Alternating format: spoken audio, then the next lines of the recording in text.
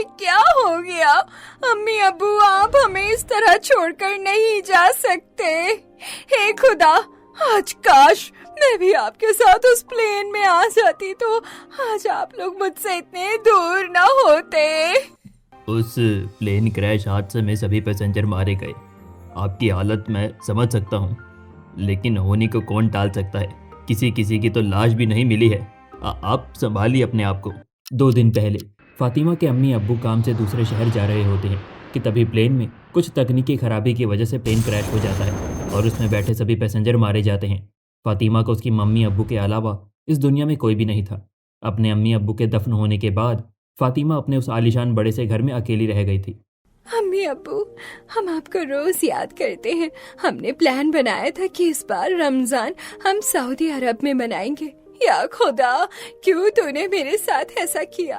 तूने मुझे सिर्फ मेरे अम्मी अब्बू ही नहीं बल्कि मेरी पूरी दुनिया, यहाँ तक कि जीने की वजह भी छीन ली। अपनी अम्मी अब्बू की तस्वीर देखते हुए फातिमा रो रही होती है।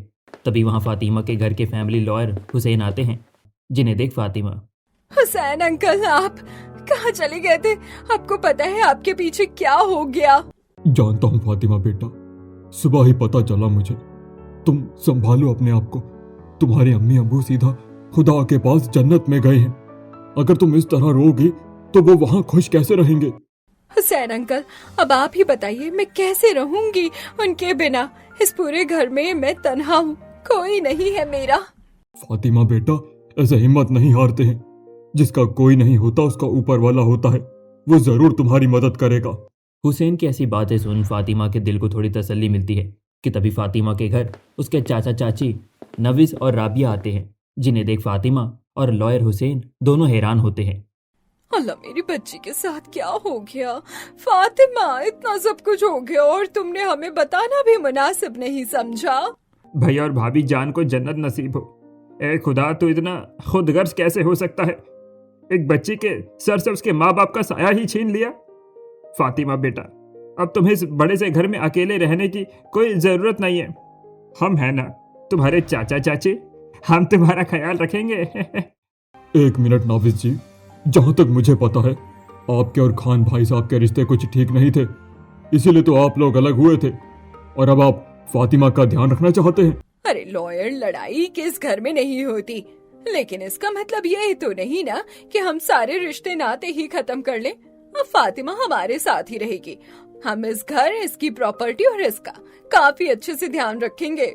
देखिए, ये घर और ये प्रॉपर्टी अभी तक फातिमा के नाम नहीं हुई है। जब फातिमा पूरे 25 साल की होगी तभी उसे ये सब मिलेगा। और रही फातिमा की बात, तो मैं आप पर इतना भरोसा तो कर ही सकता हूँ। हुसैन अंकल, मैं घर में अकेले क्यों नहीं रह सकती? फातिमा बेटा, खान भाई साहब सिर्फ मेरे क्लाइंट ही नहीं बल्कि मेरे बड़े भाई जैसे भी थे, और उनके जाने के बाद मैं तुम्हें इस तरह अकेला नहीं छोड़ सकता हूँ। तुम अपने चाचा चाची के साथ रहो, और रही बात तुम्हारे घर और प्रॉपर्टी की, तो वो मैं हैंडल कर लूंगा जब तक तुम 25 साल की नहीं हो जाती। हुसैन के समझाने पर फातिमा उसकी बातें मान जाती है और अब अपना सारा सामान पैक कर अपने चाचा चाची के घर पर आ जाती है। इसी तरह दिन गुजरता है। अगले दिन घड़ी में सुबह के 9 बज रहे होते हैं और फातिमा अभी तक गहरी नींद में सो रही होती है कि तभी फातिमा की चचेरी बहन शबनम आती है, जो उस पर ठंडे पानी की बाल्टी डाल देती है, जिससे फातिमा एकदम से घबरा उठती है। शबनम, तुम्हारा दिमाग तो नहीं खराब हो गया है? ये क्या किया तुमने? तुम्हारी इतनी हिम्मत कि तुमने मुझसे इस तरह बात करी? अभी अम्मी को बुलाती हूँ। तभी राबिया जल्दी से कमरे में आती है और गुस्से में, क्या हुआ शबनम बेटा? और ये महारानी अभी तक उठी नहीं? चाची जान, देखिए ना, शबनम ने मुझ पर पानी डाल दिया। मैं नहीं कहा था इसे ये करने के लिए। तुझे क्या लगा मैं यहाँ तुझे रानी बनाकर रखने के लिए आई हूँ? अरे तेरे बाप ने हमसे गद्दारी करके इतना बड़ा बिजनेस खड़ा किया और हमें फूटी कौड़ी तक नहीं दी। तेरे पास भी हम तेरी प्रॉपर्टी लेने आए थे, लेकिन तेरे 25 साल तक होने से पहले वो प्रॉपर्टी हमें मिलने से रही। इसीलिए जब तक तू 25 साल की नहीं हो जाती, यही नौकरानी बनकर रहेगी, समझी? इसका मतलब अम्मी आप लोगों के बारे में बिल्कुल सही कहती थी। मैं भी हुसैन अंकल को कॉल करके सब बता देती हूँ, वो आप लोगों को भी नहीं छोड़ेंगे। फातिमा जैसे ही अपना फोन उठाने लगती है कि तभी राबिया उसका फोन छीन लेती है और उसके बाल पकड़कर खींचने लगती है। छोड़ दीजिए, बहुत दर्द हो रहा है, छोड़ दीजिए, खुदा के वास्ते रहम करिए हम पर। और जिस पर खुदा रहम ना करे उस पर हम इंसान क्या रहम करें। जितना बोला है उतना कर, वरना तेरी बोटी बोटी काट के गली को कुत्तों को खिला दूंगी। फातिमा काफ़ी ज़्यादा भोली भाली थी, जिसके चलते अपनी चाची की बातों से काफ़ी ज़्यादा डर जाती है। और अब एक अमीर रईस खानदान की बेटी होकर भी फातिमा को नौकरानी की तरह अपनी चाचा चाची के घर पर काम करना पड़ता था। बर्तन धोना कितना मुश्किल काम है। कितनी देर से दाग निकालने की कोशिश कर रही हूँ, लेकिन निकल ही नहीं रहा। आखिरकार कब निकलेगा ये। फातिमा काफ़ी अमीर घर की बेटी थी। अपने माँ बाप के साथ रहने तक फातिमा ने आज तक एक चम्मच तक नहीं उठाया था, जिसके चलते उससे घर के बिल्कुल भी काम नहीं हो पाते थे। या अल्लाह, इस फातिमा ने किचन का क्या हाल मचा रखा है। सारे बर्तन गंदे पड़े हुए हैं। फातिमा को ढूंढते हुए जब शबनम छत पर जाती है तो देखती है कि फातिमा के धुले हुए कपड़ों के अंदर से अभी भी झाग टपक रहा था। ये देख शबनम को काफ़ी गुस्सा आता है और वो सारी बात राबिया को बता देती है। और अब राबिया फातिमा के कमरे में आकर उसे एक जोरदार थप्पड़ मारती है। चाची जान, आपने मुझे क्यों मारा? मैंने तो आपके बताए हुए सारे काम भी कर दिए थे। क्यों काम किए थे तूने? अरे कुछ सिखाया भी है तेरे माँ बाप ने तुझे? काम खत्म करने के बजाय बिगाड़ और दिया। आज रात तुझे खाना नहीं दूंगी मैं। मुझे माफ कर दीजिए, मुझे घर के काम नहीं आते, लेकिन मैं सीख लूंगी। फिर मुझे खाना दे दीजिए, मैं सुबह से भूखी हूँ। राबिया फातिमा की एक नहीं सुनती और उसे कमरे में भूखा प्यासा बंद करके चली जाती है। फातिमा रोते हुए अपने पुराने दिनों को याद करती है। अरे फातिमा बेटा, ये तुम क्या कर रही हो? मुलाजिम है ना, वो उठा देंगे प्लेट। लेकिन मम्मी, मैं भी तो अपनी खाई हुई प्लेट उठा सकती हूँ ना। हाँ बेटा, लेकिन शादी के बाद तो तुम्हें ये सब काम करना ही है। शादी से पहले तुम जब तक अपने घर में हो तब तक मैं तुम्हें बस रानी बना कर रखना चाहती हूँ। अपनी माँ की बातों को याद करते हुए फातिमा को बहुत दुख होता है और अब इसी तरह दिन गुजरने लगते हैं। राबिया शबनम दोनों फातिमा से नौकरों की तरह काम करवाते और जरा जरा सी गलतियों पर उसे काफ़ी मारते। इसी तरह अब समय गुजरता है। रमजान का पाक महीना शुरू हो जाता है और रात की घड़ी में तकरीबन 2 बज रहे होते हैं कि तभी राबिया और शबनम फातिमा को उठाने के लिए आते हैं। कब तक सोती रहेगी? उठना नहीं है क्यों? उठ और जाकर हमारे लिए सहरी बना। चाची, मैं सहरी बनाऊं? लेकिन जब रमजान आता था तो माँ हमेशा मेरे लिए सहरी बनाती थी। मैंने कभी सहरी नहीं बनाई। ये घर तेरा नहीं है, समझी? जाकर सहरी बना। फातिमा अब सबके लिए सहरी बनाने लगती है और सहरी बनाते हुए एक बार फिर अपने बीते कल में खो जाती है। चलिए जल्दी से उठ जाइए, सहरी तैयार है। आज अम्मी ने आपके लिए आपका मनपसंद चिकन रोल बनाया है। उन दिनों को याद करके फातिमा की आंखें भर आती हैं। जिसके बाद फातिमा जब सहरी में सभी को खाना देती है तो नवीस खाना खाकर गुस्से में फातिमा को थप्पड़ मार देता है। क्या खाना बनाया है? अरे इसे तो कोई कुत्ता भी मुदा लगाए। सहरी खत्म होने में सिर्फ 20 मिनट रह गए हैं। लगता है आज फल खाकर ही काम चलाना पड़ेगा। इस सहरी में कुछ नहीं मिलेगा, ये भूखे ही रोजा रखेगी। मैंने सुबह से कुछ नहीं खाया था, बहुत भूख लग रही है, थोड़ा तो खाने दीजिए। खाली पेट रोजा नहीं रखा जाता क्या? अरे बाहर सड़कों पर गरीबों को देख, कई दिन भूखे पेट रहते, तू एक दिन भी नहीं रह सकती। फातिमा पानी पीकर भूखे पेट ही रोजा रख लेती है और नमाज पढ़ते हुए, खुदा, या तो तू मुझे इस दोज़ख से निकाल या अपने पास बुला ले। जहाँ रोजे की हालात में सभी लोग घर में आराम कर रहे थे तो वहीं फातिमा घर के कामों में लगी हुई थी। भूखे पेट रोजा रखने की वजह से फातिमा बैठ जाती है कि तभी राबिया आती है। ओ महारानी, घर के कितने सारे काम पड़े हैं, इफ्तारी की तैयारी भी करनी है और तू यहाँ बैठी है। थोड़ा चक्कर से आ गया था, खाली पेट रोजा रखा है ना, शायद इसलिए। ये ड्रामा अपनी मरी हुई अम्मी को दिखाना, मुझे नहीं। फातिमा रोते हुए घर के सारे काम करती है और शाम को इफ्तारी बनाने के बाद जब फातिमा अपने चाचा चाची के साथ दस्तरखान पर बैठने लगते हैं कि तभी शबनम, कहाँ बैठ रही है? यहाँ पर रोजा सिर्फ हम घर वाले खोलेंगे, तू नहीं। रोजा खोलने के बाद जो बचा कुचा रहेगा तुझे दे देंगे। फातिमा उस घर में एक जिंदा लाश बनकर रह रही थी। इसी तरह दिन गुजरने लगते हैं। फातिमा दोपहर में घर का सामान लेकर आ रही होती है कि तभी पड़ोसन ईरम उसे देख, क्यों इतना बर्दाश्त कर रही है? तेरी जगह मैं होती तो कब का पुलिस कंप्लेंट कर देती। अगर तू नहीं कर सकती तो मुझे बोल। ईरम ऐसी बातें सुन फातिमा की आंखें भर आती हैं कि तभी फातिमा और ईरम को बात करते हुए नाविस देख लेता है और जैसे ही फातिमा घर आती है तो शबनम उसे जोरदार थप्पड़ मारती है। अब तो तू लोगों से हमारी बुराई करने लग गई है। तू हमारे खिलाफ पुलिस कंप्लेंट करेगी? तेरी इतनी हिम्मत? मैंने उनसे ये सब नहीं बोला था, वो मुझे ये कह रही थी। रोजे की हालत में भी वो लोग फातिमा को काफी बेरहमी से मारते हैं और बेचारी फातिमा सब कुछ सहती रहती है। और अब इसी तरह 1 साल गुजर जाता है और अब कुछ ही हफ्तों में दोबारा रमज़ान आने वाला होता है और आज काफ़ी समय के बाद हुसैन फ़ातिमा से मिलने आता है। मिलने से पहले ही वो फ़ातिमा को डरा धमका देते हैं, जिससे फ़ातिमा हुसैन के सामने भी कुछ नहीं कह पाती। फातिमा बेटा, कैसी हो तुम? यहाँ खुश तो हो ना? किसी बात की कोई तकलीफ तो नहीं है? भाईजान कैसी बातें कर रहे हैं? भला यहाँ चाचा चाची के घर में इसे कैसे तकलीफ हो सकती है? ये तो यहाँ रानी बनकर रह रही है। वैसे मैं आप लोगों से जरूरी बात करने के लिए आया हूँ। खान साहब ने इंतकाल से पहले ही फातिमा बिटिया का रिश्ता तय कर दिया था और अब रमजान से पहले ही वो लोग निकाह करना चाहते हैं। ये आप क्या कह रहे हैं? फातिमा का निकाह, वो भी इतनी जल्दी? वो तो भी 25 की भी नहीं हुई है। ये सब खान साहब ने पहले ही तय कर दिया था, इसमें हम कुछ नहीं कर सकते। शादी रमजान से 2 हफ्ता पहले ही होगी। हुसैन की बातें सुन राबी और नवीस को काफ़ी गुस्सा आता है और हुसैन के जाते ही सारा प्लान खराब हो गया। सोचा था रमजान में ही इसका जन्मदिन है तो इसके 25 के होती सारी प्रॉपर्टी हम अपने नाम करवा लेंगे, लेकिन अब तो ये शादी करके जा रही है। फातिमा अभी भी सोच लो, तुम्हारे सगे चाचा चाची तुम्हारे ना हुए तो वो परिवार कैसे होगा? और ऊपर से मैंने सुना है कि उस परिवार में 15 से 20 लोग हैं। अब जो मेरे मुस्तकबिल में लिखा होगा उसे होने से कोई नहीं रोक सकता। समय गुजरता है और फातिमा का निकाह हो जाता है। अपने जितने रईस परिवार में तो नहीं, लेकिन एक अच्छे खासे अमीर और भले पूरे परिवार में फातिमा जाती है। और आज निकाह के बाद फातिमा का उसके ससुराल में पहला दिन होता है। फातिमा नहा धोकर तैयार होकर बाहर आती है। सलाम वालेकुम। वालेकुम सलाम बहू, तुमने फजर की नमाज पढ़ी थी? दादी जान, वो फजर के वक्त आंख नहीं खुली तो नमाज छूट गई। अभी तो तुम जवान हो, तुम्हारा ये हाल है। बुढ़ापे में आते आते तो तुम खुदा को याद करना ही भूल जाओगी। मुझे देखो 60 बरस की होने को आ गई हूँ, लेकिन आज तक एक वक्त भी नमाज नहीं छूटी।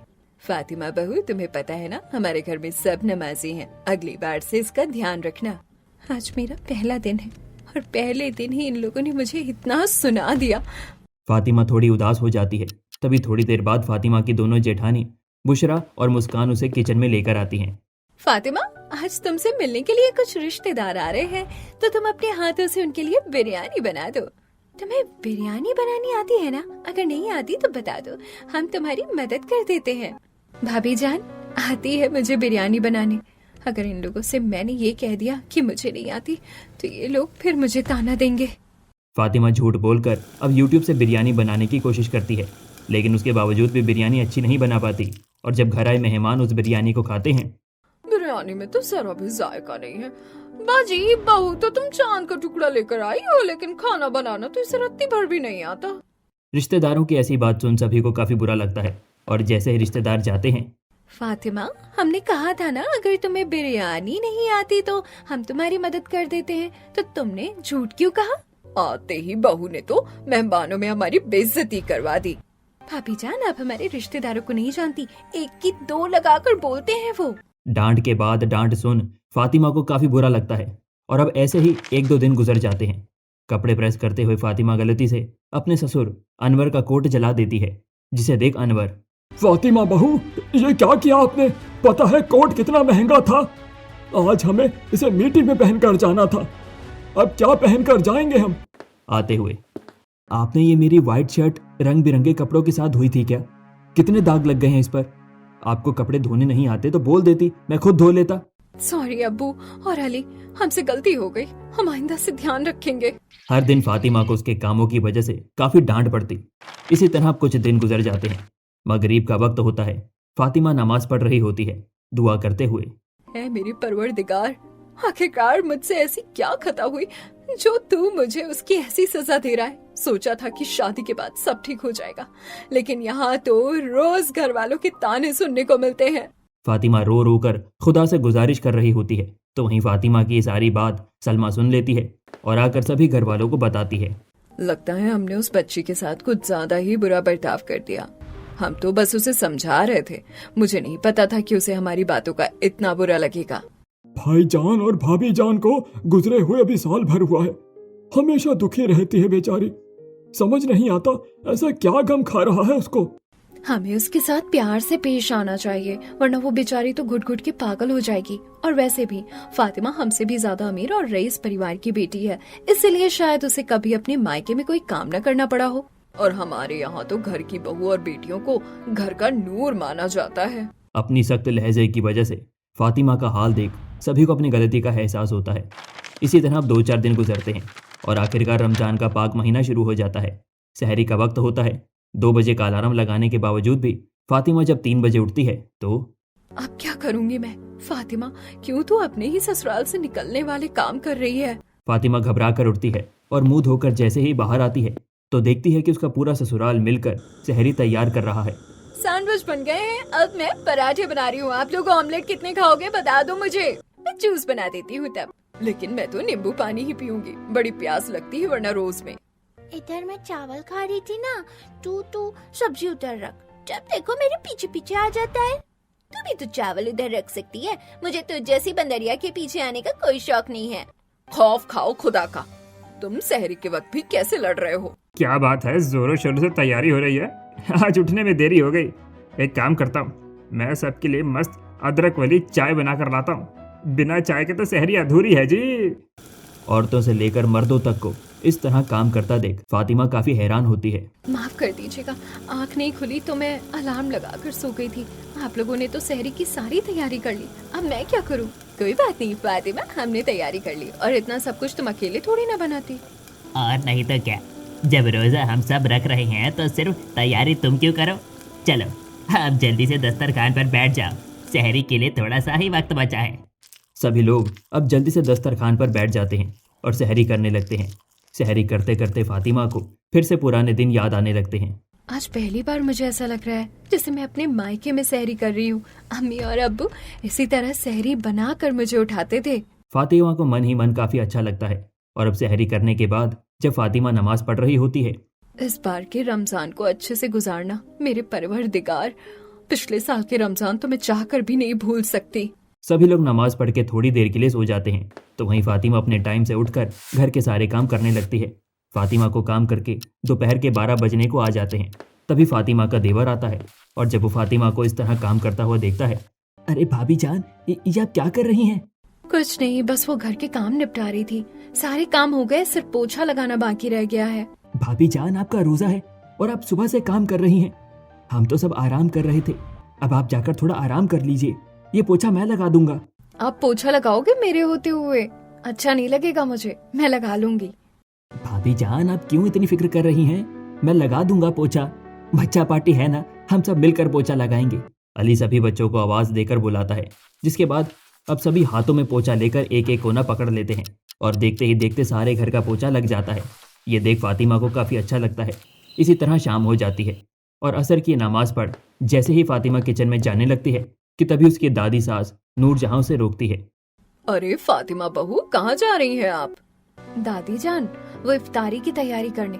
अरे आज इफ्तारी की तैयारी हम लोग नहीं बल्कि घर के सभी मर्द कर रहे हैं। क्या?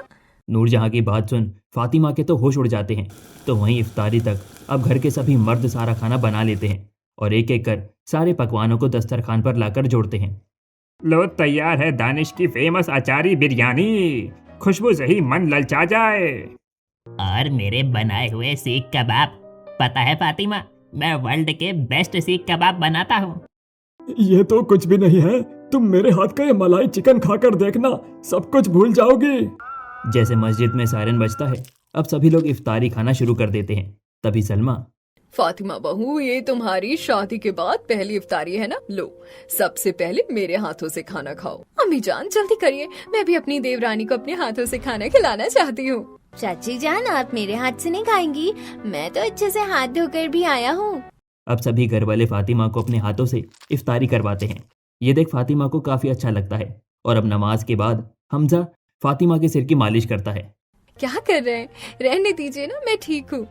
मुझे पता है, शुरुआत के रोजे थोड़े लगते हैं, खाली पेट सर में दर्द होने लगता है। देखना, मालिश के बाद तुम्हारा सर दर्द गायब हो जाएगा। अपने पिछले साल के रमजानों की वजह से फातिमा काफी परेशान थी, लेकिन अब अपने ससुराल के रमजानों को देख फातिमा काफी खुश होती है। इसी तरह अब कुछ दिन गुजर जाते हैं। आज तो कपड़े धोते धोते जान ही निकल गई, अभी तो कंबल भी पड़ी है धोने की। फातिमा आज अकेले ही कपड़े धो रही होती है। तभी फातिमा का सबसे बड़ा जेठ शाकिर आता है। फातिमा, तुम अकेले ही कपड़े धो रही हो? बाकी सब कहाँ हैं? मैं तुम्हारी मदद कर देता हूँ। नहीं नहीं भाईजान, मैं कर लूंगी। वो भाभी जान अभी मार्केट गई है ना किसी काम से, वरना वो करवा देती। भाई जान भी बोल रही हो और ऊपर से मदद करने के लिए भी मना कर रही हो। लाओ मैं कर देता हूँ। घर में हर कोई फातिमा के कामों में करने में काफ़ी मदद करता है, जिससे फातिमा को काफ़ी अच्छा लगता है। ऐसे ही एक दिन अम्मी जान, मेरे होते हुए आप झाड़ू लगा रही हैं, मुझे बिल्कुल भी अच्छा नहीं लग रहा। लाए ना, मैं लगा देती हूँ। नहीं बहू, तुम सुबह से काम कर रही हो और वैसे भी इस उम्र में थोड़े हाथ पैर तो चलाने चाहिए।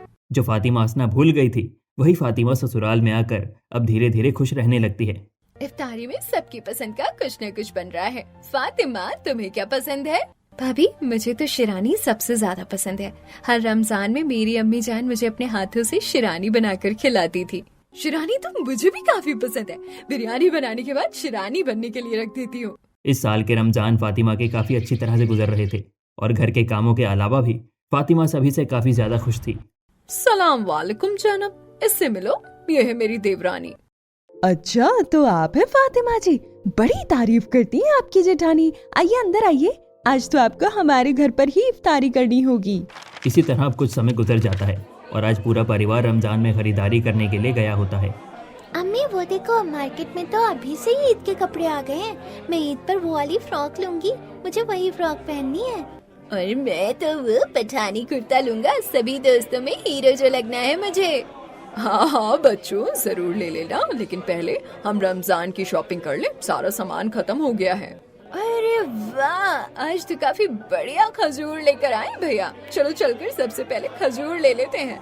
तुम लोग खजूर लो, तब तक मैं मुस्कान के साथ फ्रूट्स देख लेती हूँ। फ्रूट्स भी खत्म हो गए हैं घर पर। सभी इधर उधर होकर रमजान के लिए अलग अलग चीज़ें ले रहे होते हैं। तभी फातिमा को एक गोल्ड शॉप के शोकेस पर सुंदर सी पायल नजर आती है, जिसे देख फातिमा एक बार फिर अपने बीते कल में खो जाती है। अब्बू जान, ये ब्रेसलेट कितना सुंदर है। आपको कैसे पता ये हमें चाहिए था?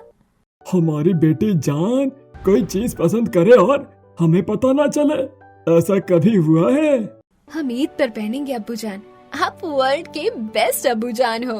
फातिमा के अम्मी अब्बू उसके बिना बोले ही उसके मनपसंद की चीज़ उसे लाकर दे दिया करते थे, लेकिन उनके गुजर जाने के बाद आज तक फातिमा को एक भी तोहफा नहीं मिला था। फातिमा थोड़ी इमोशनल होने लगती है कि तभी फातिमा की सास सलमा उसके पास आती है। फातिमा बहू, क्या हुआ तुम्हें? यहाँ क्यों खड़ी हो? कुछ सामान चाहिए था क्या? नहीं अम्मी जान, वो तो बस ऐसे ही। चलिए आगे चलते हैं। ऐसे ही दिन गुजरने लगते हैं और फातिमा हंसी खुशी अपने ससुराल में रमज़ान मना रही होती है। अलविदा जुम्मा में अब सिर्फ 2 से 3 दिन ही रह गए थे और इसी दिन फातिमा का जन्मदिन भी होता है, जिसे याद कर फातिमा के चाचा और चाची 3 दिन बाद फातिमा का जन्मदिन है और वो 25 साल की हो जाएगी और इसी के साथ कानूनी तौर पर सारे प्रॉपर्टी उसके नाम। कुछ तो करना होगा जी, उस प्रॉपर्टी पर हमारा हक है। हम उसके घर चलते हैं, विश करने के बहाने हम उसे कमरे में ले जाएंगे और पेपर पर जबरदस्ती साइन करवा लेंगे। वो वैसे भी हमसे काफी खौफ खाती है, क्यों ना इसी का फायदा उठाएं। शबनम का ये प्लान उसके अम्मी अब्बू को काफ़ी पसंद आता है। इसी तरह 3 दिन गुजरते हैं और आज फातिमा का जन्मदिन होता है। अब रमजान में तो हम कहीं घूमने जा नहीं सकते, तो क्यों ना इफ्तारी के बाद हम डिनर के लिए कहीं बाहर चले, बहुत मजा आएगा। सभी रात के डिनर के लिए काफ़ी ज़्यादा एक्साइटेड होते हैं। फातिमा भी काफ़ी ज़्यादा खुश होती है। अब इसी तरह शाम होती है और अब इफ्तार करने के बाद सभी लोग नमाज पढ़कर डिनर करने के लिए निकल रहे होते हैं कि तभी अचानक फातिमा के चाचा और चाची बहन शबनम उसके ससुराल में आते हैं। सलाम वालेकुम, आप लोग ऐसे अचानक, सब खैरियत से तो है ना? हाँ जी, वो बस फातिमा का जन्मदिन था ना, तो सोचा मिलने चले आए। नाफिस, राबिया और शबनम फातिमा से अकेले मिलने के बहाने उसे कमरे में ले जाते हैं और अब शबनम जल्दी से अपने बैग से पेन और पेपर निकालकर फातिमा को देती है। जल्दी से इन पेपर्स पर साइन कर दे ताकि तेरी सारी प्रॉपर्टी हमारी हो जाए। खुदा से डरिए, रमजान का पाक महीना है, आप क्यों ऐसे गुनाह वाले काम कर रहे हैं? ये लेक्चर सुनने का टाइम नहीं है हमारे पास, चुपचाप से साइन कर, वरना हम तुझे छोड़ेंगे नहीं। शबनम फातिमा के बाल पकड़कर खींचने लगती है। दर्द के मारे फातिमा उन पेपर पर साइन करने वाली होती है कि तभी हमजा अपने पूरे परिवार के साथ फातिमा के कमरे में आता है। वाह वाह, क्या चाचा जान है आप लोग। अरे आपके लिए तो तालियां बजनी चाहिए। छोड़िए मेरी बीवी को, वरना मुझसे बुरा कोई नहीं होगा। आप लोगों की इतनी हिम्मत कि हमारे घर में आकर हमारी बहू के साथ ऐसा सलूक कर रहे हैं। नहीं नहीं, आप लोग गलत समझ रहे हैं। फातिमा बेटा, तुम बताओ ना इन्हें क्या बताएगी मेरी बहू। आप लोगों की गिरी हुई सच्चाई हमारे सामने आ चुकी है। कोई पैसों के लालच में आकर इस कदर गिरी हरकत कर सकता है, हमने कभी ख्वाब में भी नहीं सोचा था। फातिमा हमेशा परेशान रहती थी। मेरे पूछने पर भी फातिमा ने मुझे कुछ नहीं बताया। इसीलिए मैं आप लोगों के घर के पास आया था और पड़ोसियों से पूछने पर मुझे सारी सच्चाई पता चली। अब आप लोग यहाँ से जा रहे हैं या मैं पुलिस को बुलाऊं? हमजा और अली फातिमा के चाचा और चाची बहन को धक्के मारकर घर से निकाल देते हैं, लेकिन फातिमा अभी भी डर के मारे कांप रही होती है। फातिमा वो लोग जा चुके हैं, वो तुम्हें कभी परेशान नहीं करेंगे। अब तुम पूरी तरह से सेफ हो। मेरी गलती थी कि मैंने उन लोगों को घर के अंदर आने दिया। गेट पर से ही मुझे उन्हें भगा देना चाहिए था। भाई माहौल तो कुछ ज्यादा ही गर्म हो गया, क्यों ना कुछ ठंडा पीकर इसे ठंडा किया जाए। भाभी जान, आज आपका बर्थडे है, चलिए आप जल्दी से मुस्कुराइए। अली के कहने पर फातिमा थोड़ा मुस्कुरा देती है, जिसके बाद अब पूरा परिवार एक फैंसी रेस्टोरेंट में डिनर के लिए जाता है। तभी सलमा अपने बैग से फातिमा को वही पायल निकाल कर गिफ्ट कर देती है जो उसने गोल्ड शॉप पर देखी थी। ये देख फातिमा खुशी के साथ काफी हैरान होती है। या अल्लाह अम्मी जान, ये तो वही पायल है जो उस दिन मैंने गोल्ड शॉप पर देखी थी और मुझे ये चाहिए थी। लेकिन आपको कैसे पता? मैंने तो आपको इस बारे में कुछ भी नहीं कहा था। तुम भूल गई कि एक सास से पहले एक माँ भी हूँ और एक माँ अपने बच्चों के दिल की सारी बात जान जाती है। मैंने तो ये उसी रात ले लिए थे, बस तुम्हें तुम्हारे जन्मदिन के दिन गिफ्ट करना चाहती थी। मुझे लगता था कि मेरे अम्मी और अब्बू से ज्यादा मुझे दुनिया में कोई प्यार नहीं कर सकता, लेकिन आज मेरी गलतफहमी दूर हो गई। मैंने आप लोगों को शुरुआत में काफी गलत समझा था। अगर आज अम्मी अब्बू होते तो वो बहुत खुश होते। फातिमा की बातें सुन सभी की आंखें नम हो जाती हैं, जिसके बाद अब सलमा फातिमा को गले लगा लेती है और पूरा परिवार एक साथ डिनर करता है। साथ ही बाकी के रमजान और ईद का दिन भी फातिमा का खुशियों से भर जाता है और अब इसी तरह फातिमा अपने ससुराल वालों के साथ हंसी खुशी जिंदगी बिताती है।